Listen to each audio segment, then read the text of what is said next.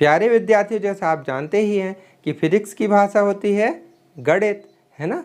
तो यदि हम फिजिक्स को समझना चाहते हैं, चाहे वह 11th की हो, चाहे 12th की हो, चाहे बीएससी स्तर की फिजिक्स हो, तो उसकी भाषा जानना जरूरी होगा, यानी गणित जानना जरूरी होगा, समझना जरूरी होगा। तो आप कहेंगे सर गणित में क्या?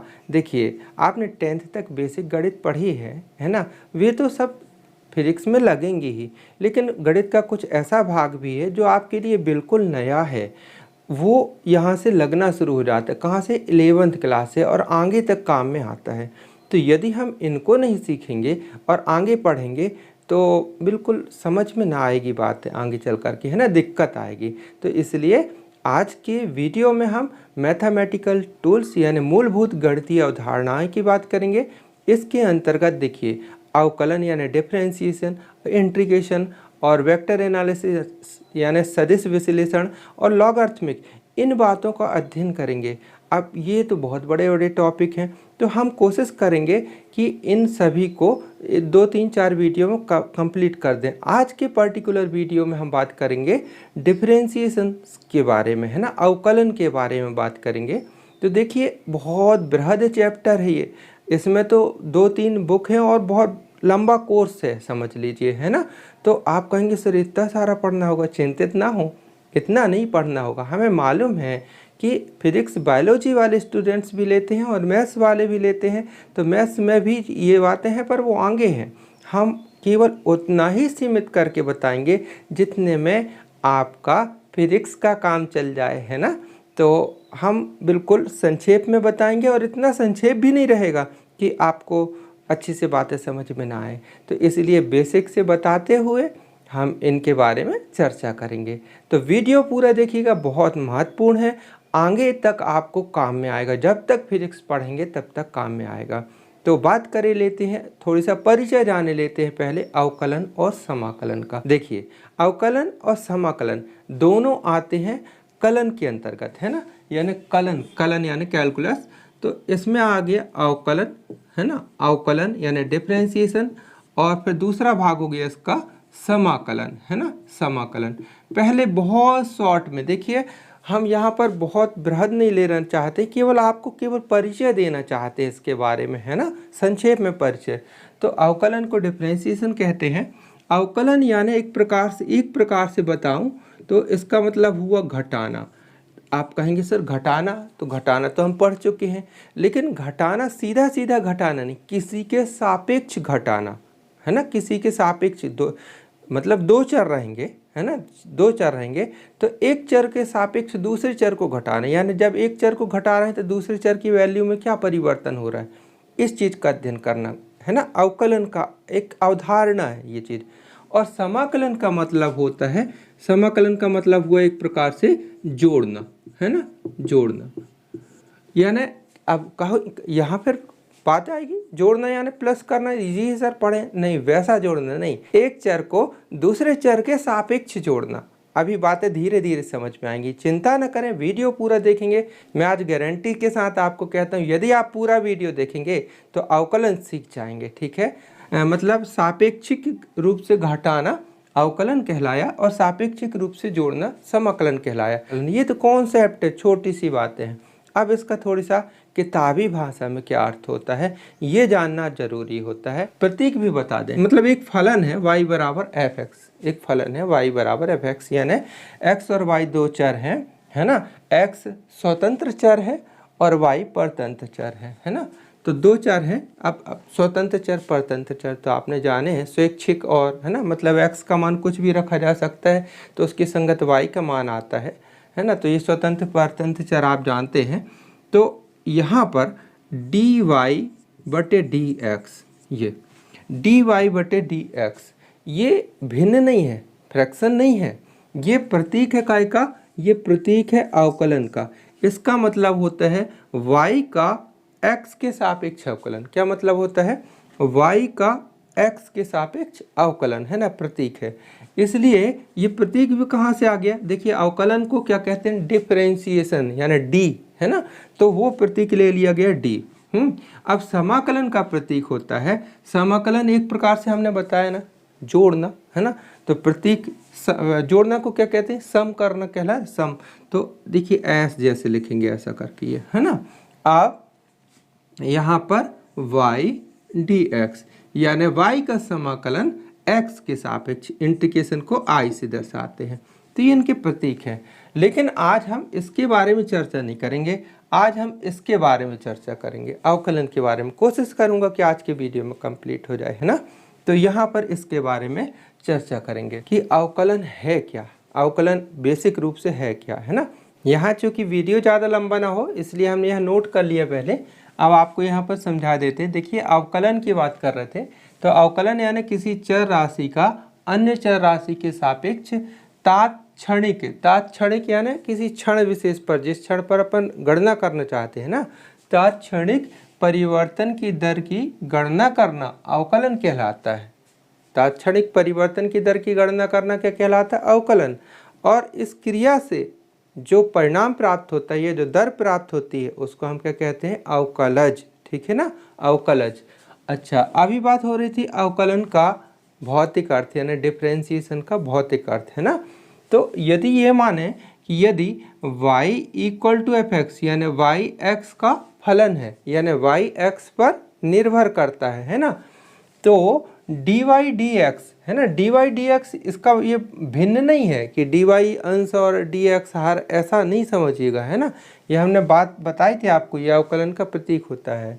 तो यदि y equal to F X, Y X का फलन हो, तो dy dx को हमें x के सापेक्ष y में तात्क्षणिक परिवर्तन की दर बताता है। यानी dy dx हमें क्या व्यक्त करता है कि x के सापेक्ष y में कैसा परिवर्तन होता है, x के सापेक्ष y में परिवर्तन की दर, तात्क्षणिक परिवर्तन की दर को बताता है।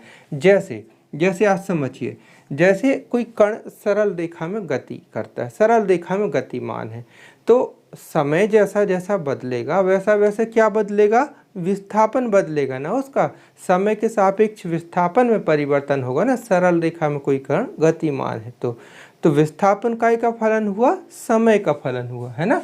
तो यदि सरल रेखा में गतिमान किसी कण का किसी क्षण विस्थापन क्या है, विस्थापन को दर्शाया अपन ने x से, ठीक है ना, x से। तो x यानी विस्थापन किसका फलन कहलाएगा, t यानी समय का फलन है। तो हमको वेग निकालना है, तो उसका वेग हमको निकालना है, किसी क्षण पर उसका वेग निकालना है। तो अब यहाँ पर अवकलन की जरूरत पड़ेगी, यानी वेग बराबर हो जाएगा dx बटे dt, यानी x का t के सापेक्ष अवकलन। ठीक है ना। अब देखिए हमको क्या दिया गया था, विस्थापन दिया गया था ना, इक्वेशन के रूप में दिया जाएगा। अभी सवाल करेंगे तो देखेंगे इक्वेशन के रूप में क्या दिया जाएगा, विस्थापन, है ना। अपन ने विस्थापन से क्या निकाल लिया, डायरेक्ट वेग निकाल लिया। अब हमको कहा गया कि उसी क्षण पर त्वरण ज्ञात कीजिए। तो त्वरण का सूत्र क्या होता है, त्वरण की परिभाषा क्या होती है, वेग परिवर्तन की दर को त्वरण कहते हैं।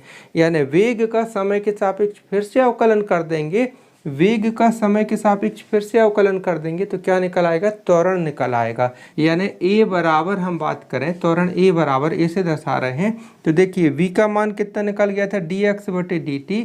ये v का मान यहाँ पर भर दें तो कितना हो जाएगा, d बटे dt, ये लिखा रहेगा अवकलन का प्रतीक। वेग का मान अपन ने निकाला, ये dx बटे dt।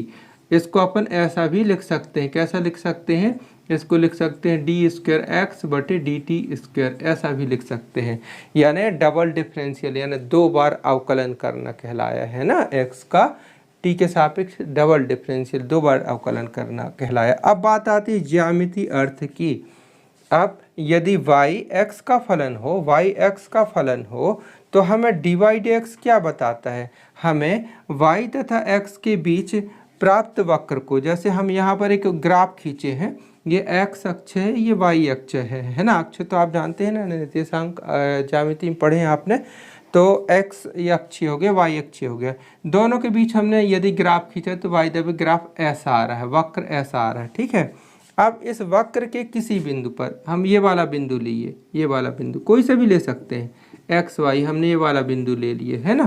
पर एक स्पर्श रेखा खींच दें, ये स्पर्श रेखा खींचे हमने, ये स्पर्श रेखा, तो इस स्पर्श रेखा की प्रवणता यानी स्लोप यानी ढाल कितनी है, ये बात व्यक्त करता है हमको dy dx, यानी कि ये वक्र हो गया। वक्र के किसी बिंदु P पर हम ये स्पर्श रेखा खींचें। अब ये x अक्ष से कितनी झुकी हुई, तो देखिए अपन इसको आगे बढ़ा दें, इसको आगे बढ़ा दें स्पर्श रेखा को, ये तो यहाँ पर बना कोण ये कितना हो गया, माना कि ये कोण थीटा हो गया, ठीक है ना। अब यहाँ पर हम एक छोटा सा त्रिभुज बना दें, यहाँ पर बिल्कुल ये बिंदु P जहाँ लिए हैं इसको लेते हुए हमने छोटा सा त्रिभुज बना दिया ऐसे करके, ये तो भाई जब ये कोण थीटा है तो ये वाला कोण भी थीटा होगा ना थीटा। अब देखें ये काय का भाग है, ये इसका भाग है, एक प्रकार से ये y का भाग है, तो अल्पांश से तो इसको अपन ने क्या कह दिए dy, और ये जो भाग है ये क्या कहलाएगा, ये x का भाग है तो इसको क्या कह दिए dx। तो टेन थीटा बराबर क्या होगा, टेन थीटा बराबर आपने जाना ना लंब बटे आधार, तो dy बटे dx, ये क्या हो गया dy बटे dx किसको दर्शा रहा है, टेन थीटा को दर्शा रहा है, और टेन थीटा यानी प्रवणता है ना। तो ये हुआ ज्यामितीय अर्थ। अब आपने भौतिक अर्थ और ज्यामितीय अर्थ समझ लिए हैं। हमने बताया ना कि बहुत डिटेल से जाएंगे तो चैप्टर बहुत लंबा हो जाएगा। आपके लिए उपयोगी और काम की बात इतनी ही है, तो आप इनको अच्छे से नोट कर लीजिए। अब हम आपको गिनती के 10-15 सूत्र बताएंगे, घबराना नहीं, 10-15 सूत्र बताएंगे, और वो आपको 1-2 बार पढ़ना है। फिर उन पर आधारित सवाल जब हम करेंगे तो सूत्र याद हो जाएंगे, और इन्हें तो आपको सीखना ही होगा, इतना तो आपको ध्यान में रखना होगा। नहीं तो फिर इन सूत्रों का निगमन सीखें, और निगमन सीखें तो बहुत बृहद हो जाएगा, है ना। तो हम एक बीच का रास्ता निकाल करके आगे बढ़ना चाहते हैं। यदि आप सहयोग करेंगे, थोड़ी सी एफर्ट लगाएंगे, तो ज़रूर अवकलन सीख जाएंगे। तो इसको नोट कर लीजिए, फटाक से स्क्रीनशॉट ले करके पूरा नोट कर लीजिए। अब इसके बाद बात आती है महत्वपूर्ण सूत्र। इन सूत्रों को अच्छे से आप लोग एक बार नोट करके कम से कम 2-3 बार पढ़ लीजिए, और जब हम इसके सवाल अभी आपको समझाएंगे और इसके सवाल आप लोग प्रैक्टिस भी करेंगे तो ये सूत्र याद भी हो जाएंगे, है ना। तो ये सूत्र हैं, इन सूत्रों को आप लोग अच्छे से नोट कर लीजिए। आपका समय बच सके इसलिए हमने इसको यहाँ बोर्ड पर लगा दिए हैं, ठीक है। तो इनको अच्छे से नोट कर लीजिए। इसमें कुछ सूत्र हैं, ठीक है, जो विशेष तौर पे हम ट्रिक के तौर पे आपको बताना चाहेंगे। यहाँ फर्स्ट वाला सूत्र है d बटे D X U plus minus V, है ना। यानी कि दो फलनों का योग या अंतर हो, तो इसमें क्या करते हैं अपन को, अवकलन जब करना होता है तो क्या करते हैं, पहले अवकलन यहाँ ले जाते हैं। ये प्रतीक है ये अवकलन का d बटे डी एक्स, है ना। तो अवकलन के प्रतीक को यहाँ ले जाए, फिर यहाँ ले जाएंगे, यानी d बटे डी एक्स और u, फिर प्लस लगाओ तो प्लस लगाइए, माइनस लगाओ तो माइनस लगा दें, फिर d बटे डी एक्स वी, ये हो गया। तो ये सूत्र तो याद हो जाता है, कुछ है भी नहीं, है ना। अब इसके बारे में, इसके बाद आती है बात गुणा का सूत्र। इसको याद करने में भी थोड़ी सी समस्या होती है। गुणा का सूत्र यानी इनटू हो, दो फलनों का गुणा हो, तो इसको कैसे याद करते हैं, इसको याद करते हैं फर्स्ट फलन यानी u, डिफरेंशियल सेकेंड फलन यानी v, है ना, प्लस फिर सेकेंड फलन यानी v, और डिफरेंशियल फर्स्ट फलन यानी u। अब इसको आप लोगों को याद करने के लिए हम यहाँ पर आपको कोड वर्ड बता दे रहे हैं। इसको याद कीजिएगा, मतलब 1.2 बोल दें हम इसको, या 12 बोल सकते हो आप। 1.2 ऊपर डैश, याद करने की ट्रिक है ये, प्लस ये इस टाइप से 2.1 डैश, इस टाइप से। इसका मतलब समझिए, डैश का मतलब होता है एक कोड वर्ड अवकलन। तो यहाँ बोलेंगे फर्स्ट फलन इनटू डिफरेंशियल ऑफ सेकेंड फलन प्लस सेकेंड फलन इनटू डिफरेंशियल ऑफ फर्स्ट फलन, है ना। जिसके ऊपर डैश लगा है उसको डिफरेंशियल बोलना है ना, कि उसका अवकलन हो रहा है ना।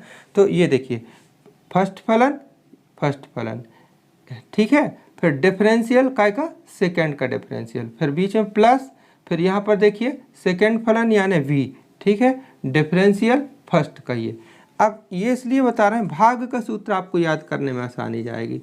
भाग का सूत्र यहाँ जो u बटे v का जो सूत्र लिखा है ना आपने, वो देखिएगा, ये वाला सूत्र, इसको याद करने में आसानी जाएगी। इसका एक्चुअली सूत्र कैसे बनेगा, इसका सूत्र बनेगा v differential u minus minus u differential v बटे v का स्क्वायर। तो अब इसको याद करने में कन्फ्यूजन होता है कि कैसे याद करें। तो इसको याद करने का कोड वर्ड देखिए, 21 डैश ऋण 12 डैश बटे 2 का वर्ग, ऐसा बना लीजिए और बीच में इंटू इंटू लगा दीजिएगा, है ना। तो अब इससे कैसे सूत्र याद हो जाएगा, देखिए कोड वर्ड हमने बनाया, तो इसमें लिखेंगे 2 यानी सेकेंड फलन।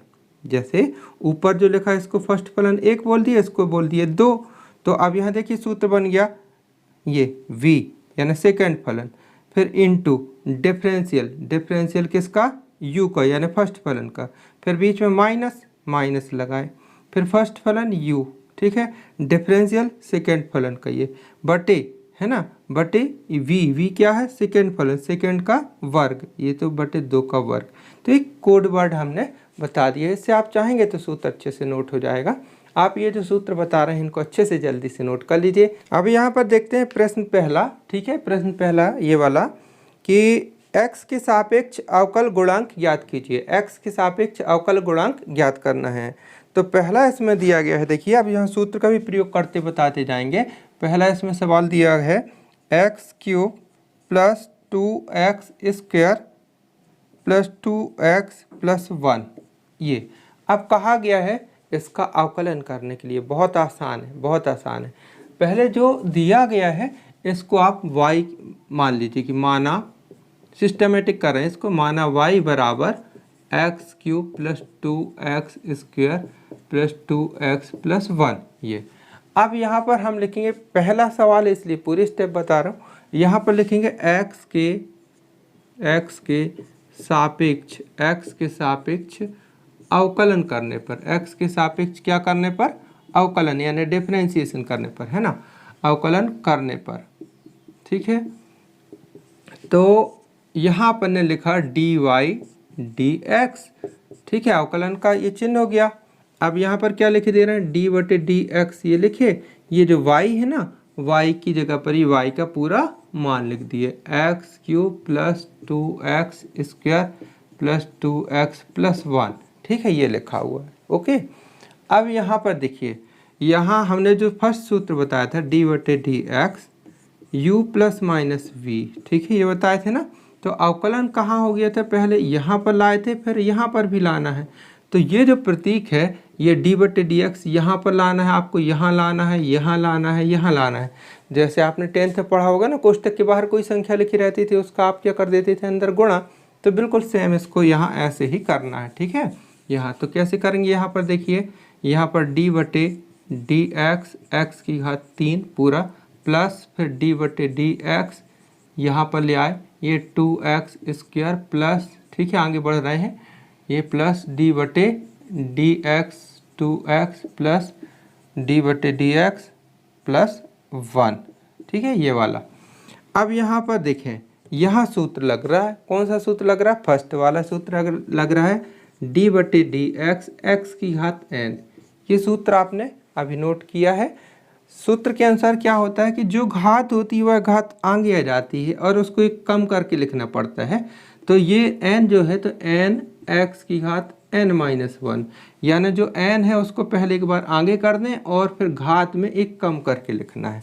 यहाँ पर देखें क्या लिखा हुआ 3, तो 3 को अपन ने आगे किया, फिर x की घात फिर 3 से एक कम करके 2 यहाँ लिख देना है, इसका हो गया ये अवकलन हो गया।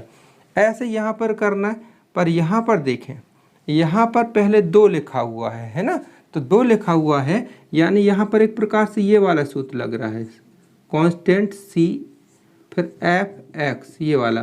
तो कांस्टेंट अगर इनटू में है तो उसको आगे निकाल लेना है, यानी c फिर डिफरेंशियल f(x), ये वाला सूत्र लग रहा है। तो यहाँ कांस्टेंट है 2, है ना, तो 2 को अपन ने अचर है मतलब ये निकाल लिए, फिर d बटे dx x स्क्वायर, ये हुआ, ठीक है ना। इसको तो ऐसा कर दिया अपन ने, ठीक। अब यहाँ पर देखते हैं, आगे बढ़ते हैं। इसी प्रकार यहाँ पर ये 2 को आगे निकाल लिए, अवकलन की काय का होगा, x का होगा ना, x का अवकलन x के सापेक्ष हो रहा है यहाँ पर, तो x ये बचा, ठीक है।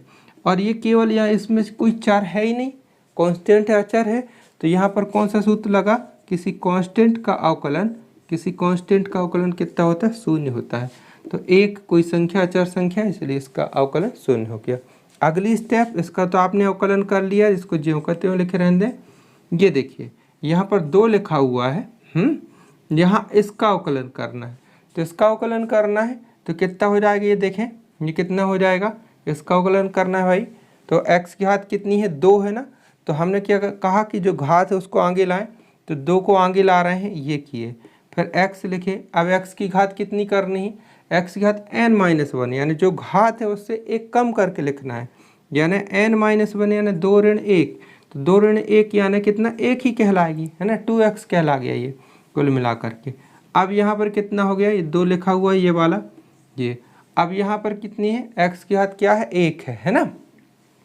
यह सीधी सी बात, x का अवकलन x के सापेक्ष करेंगे तो उसका मान 1 ही आता है ना। तो इसका आपने यहाँ पर लिख देना 1, ये हो गया। यहाँ पर देखिए अवकलन फिनिश हो गया। इसको व्यवस्थित करके लिख दिए, 3x² प्लस 2 दूनी 4x प्लस 2, ये आंसर हो गया, ये अवकलन हो गया। कितना आसान है, कितना आसान है, सिर्फ सूत्रों का खेल है। ये है कि हर स्टेप पर सूत्र लगेंगे, है ना। तो सूत्रों का अच्छे से अभ्यास कीजिए, इसको आप लोग नोट कर लीजिए। 1-2 सवाल और देखते हैं। यहाँ हम देखते हैं इसका चौथा सवाल देखते हैं, जो लिखा हुआ है यहाँ y करके हम लिख दे रहे हैं, y बराबर ex फिर sin x plus ex cos x, ऐसा लिखा हुआ है। अब कहा गया कि इसका x के सापेक्ष अवकलन कीजिए, है ना। तो अपन ने यहाँ पर मान लिया, माना ऐसा। फिर यहाँ निर्देश देंगे, यहाँ लिखेंगे x के सापेक्ष अवकलन करने पर, ठीक है। अब यहाँ x के सापेक्ष अवकलन करने पर तो ये हो जाएगा dy dx, यहाँ भी लिख दिया अपन ने dx, और ये पूरा आपको लिख देना है, ये पूरा जो लिखा हुआ है ex sin x plus ex cos x, ऐसा लिख देना है, ठीक है ना। अब यहाँ पर बात क्या है, यहाँ पर आपको गुणा का सूत्र लगेगा। क्यों लगेगा, पहले तो यहाँ देखें, पहले तो d/dx इसको यहाँ भी ले आए और यहाँ भी ले आए। तो d/dx ex sin x, है ना।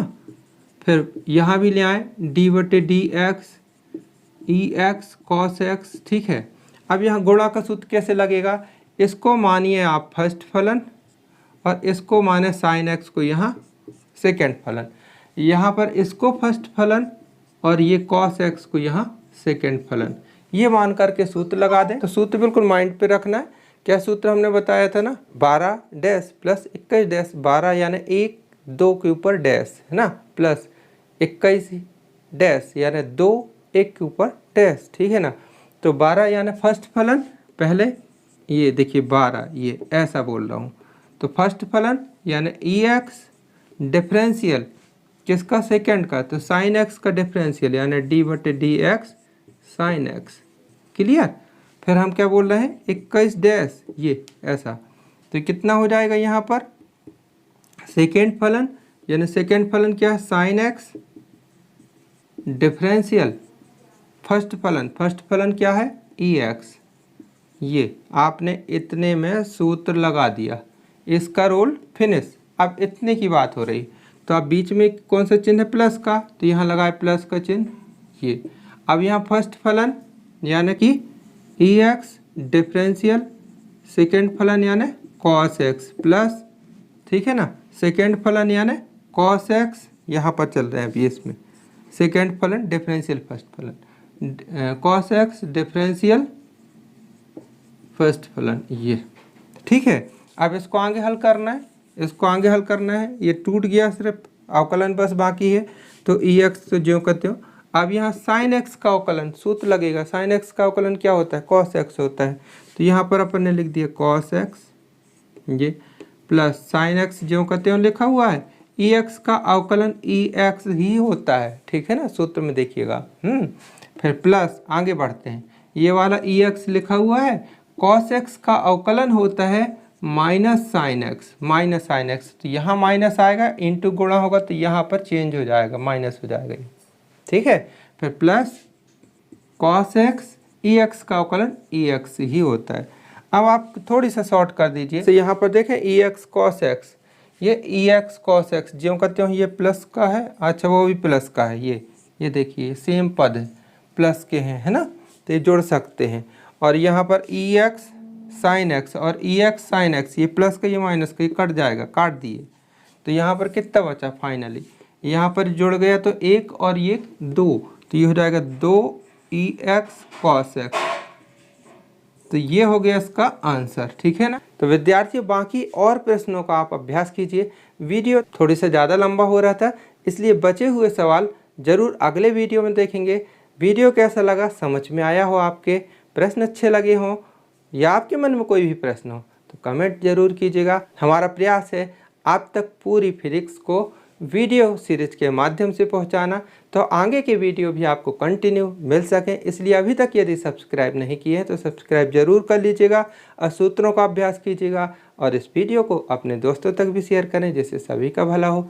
मिलते हैं प्यारे विद्यार्थियों अगले वीडियो पर बहुत जल्दी, तब तक के लिए बाय, थैंक यू, जय हिंद।